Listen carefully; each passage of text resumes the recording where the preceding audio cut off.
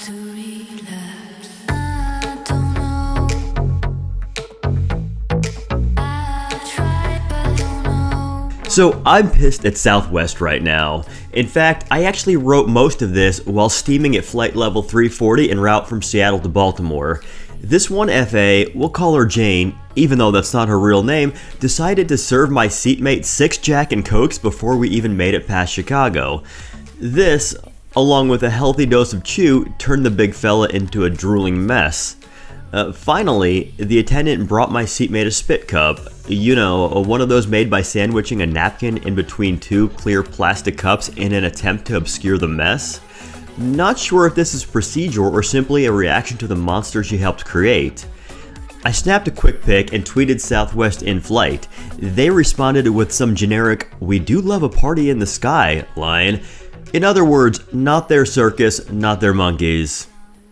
Of course, I feel a little bad blasting anyone for public alcohol consumption. In fact, I kind of feel a bit hypocritical doing so. I'm sure that I've personally offended plenty after a night of liquoring it up. Nevertheless, this shit was gross. 3+ hours of a drooling, belching, arm flailing in my lap mess. Keeping it real classy, Southwest. Nevertheless, this is not at all a video to express any overall dislike of the airline. I actually think they're a great carrier with some great policies. I really should do a more positive follow-up. So, without any more small talk, here are 5 things I can't stand about Southwest Airlines. Number 1. Open seating. Some love the idea, I personally hate it.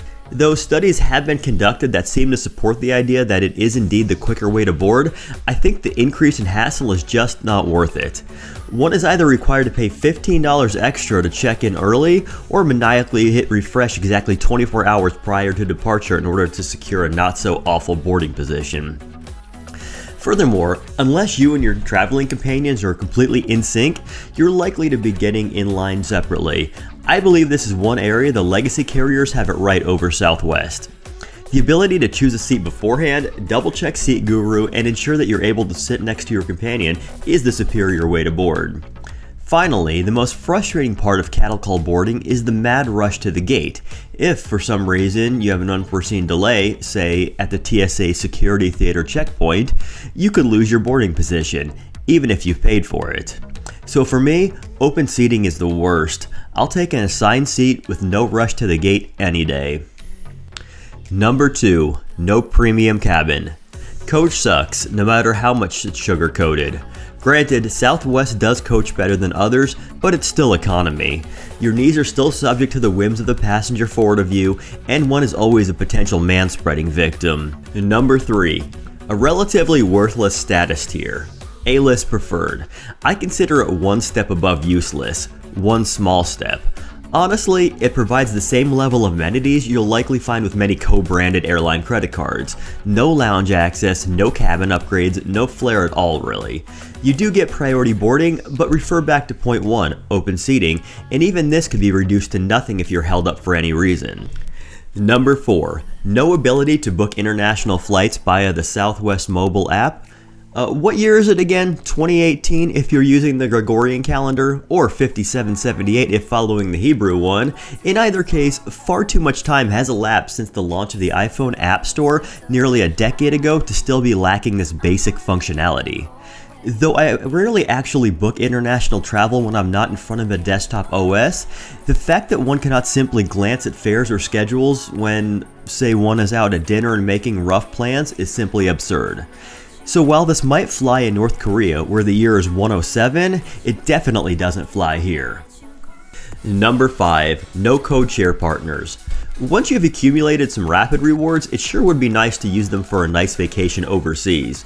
You can get to Asia on United Business Class for 65,000 miles. How about Southwest? Oh right, you're limited to this hemisphere. Credit where it's due, at least they're now flying to Mexico and the Caribbean.